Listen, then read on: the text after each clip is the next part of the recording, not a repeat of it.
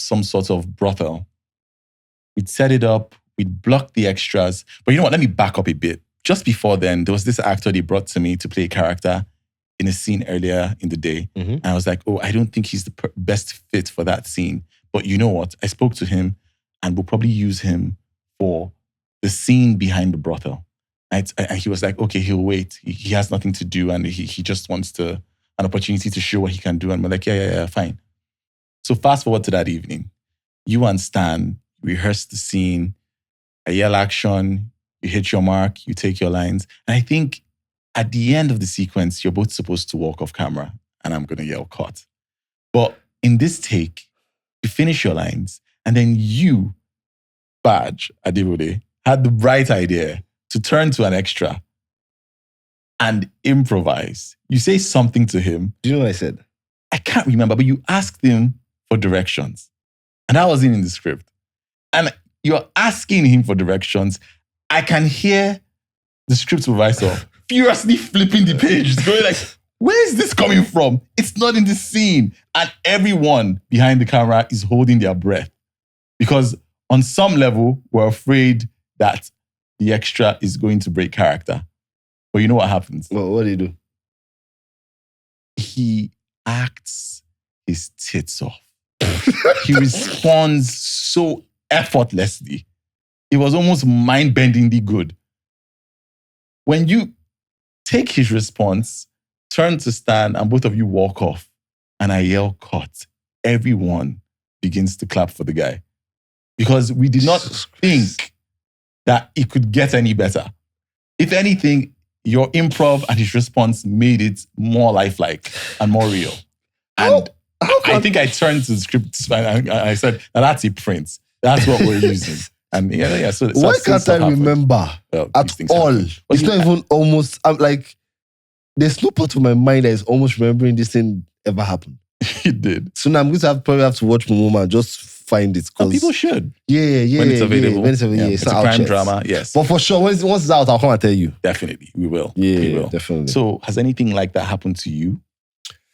Yes. Yeah. Yes. Okay. Okay, let me talk about Sawdust. I want to talk about I had to do some bass again. To look like I was a married guy. Nah. Which other? Okay. This one was okay. If you're born, I think from the 70s, 80s, 90s, you naturally just become a Fela fan. True. Like it's True. just something you feel, True. even if you know you will. Yes. One way or the other. Yes. So that's kind of how I was a Fela fan. Yeah. And then there was a stage play, a stage play about like Fela. Fela. Like, I would love to come to that. So I came and I was there. At the time, I didn't know him. Okay. So the guy comes out and my first thought is... When you say you didn't... I'll say to him. But like, this guy looks nothing like Fela. Best. Then they say his name. His name is Gideon Okeke. I like... Oh. There's no way he can even talk like Fela. Like, I was just like this. And finally, the play started. Yeah. You're blown away. It was the craziest thing. Yeah. I was seeing things that I'm very sure weren't there. Like, it was like they were floating on the stage. Yeah. But they weren't there. The characters weren't there. They were Fela levitating. was there. I know what His you mean. dancers were there. Yeah. And it was like the air had sparkles in it. Like sparkle dust in the air. It was magically mad. Wow. It was amazing. And at the time, I didn't understand enough about like performance and acting and film to understand what was going on. Yeah. All I was feeling was just magic. So when I now started understanding it, I now think back to that moment, I now understand the amount of dedication and training that would have had to have gone into that thing. Yeah. To pull that thing off. Yeah. The respect. And then, of course, I got to do a stage play myself. And now I think back to that moment, like, gee, I think Gideon is really good. Respect. I think Gideon is really, really good. He's good on stage, good on screen, good everywhere. That was one of the moments I'm like, yes. Yeah. Yeah. And speaking of screen, are there any films or TV shows that people might have seen where you saw someone who probably wasn't even given top billing? Maybe it wasn't even on the film poster. Just step out of the shadows and wow you. You give an example. I can give you two. Two, okay. And ironically, they both one individual is involved in both. Okay. Shola Shobowale. I think the first one is pretty self-explanatory. That's Mama now. Yes, because she was a supporting character in The Wedding Party. And wait, was she? Yeah. She just happened to steal the entire show. Actually. Yeah. She just happened to steal the entire show. This is the thing. How much screen time do you reckon her character had? This is the thing. In real life, the weddings tend to really be about the moms. Yeah. So if there's a wedding party and there's a film that's about a wedding, and the moms did not take over the P. They did. There's something wrong. To be fair, Rachel Aladora was also magic in it. They took over. So what happened is what was supposed to happen, but she was technically still supposed to be a supporting character. Limited screen time, to be honest. That is very true, actually. Yeah. It's still the show per screen kind of thing. True.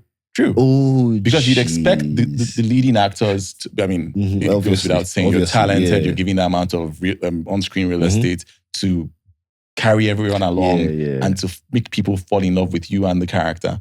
No, I can't even argue because I just remember that I'm not the best dancer. Yeah. But my brain recorded her dance. Shola Shobowale dance. It was iconic. Which it is not iconic. I don't be doing that. That's just not a thing I do.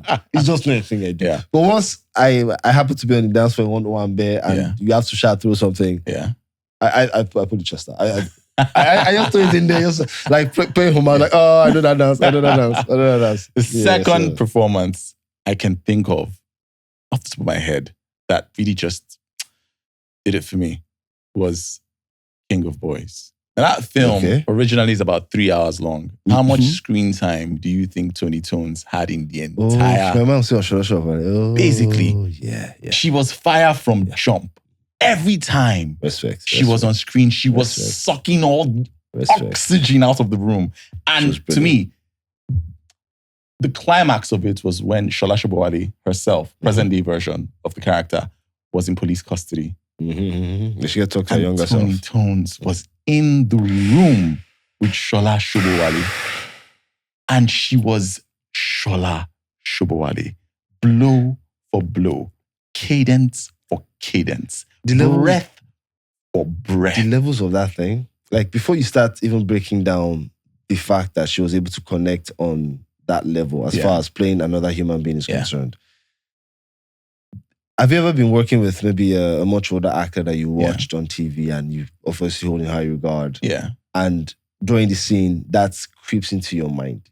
Yes. And you're not seeing the character. Like, oh my God.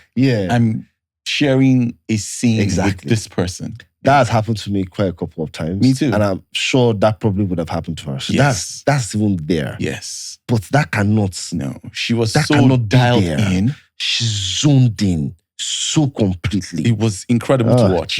I believe I had actual goosebumps.